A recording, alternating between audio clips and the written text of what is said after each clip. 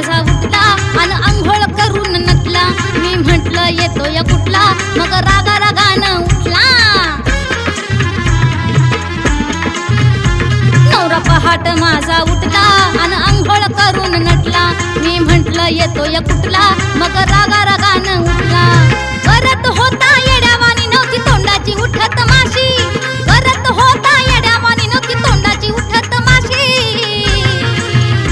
माझी परवड झाली अशी ग काळू तुला मी सांगू कशी. माझी परवड झाली अशी ग काळू तुला मी सांगू कशी.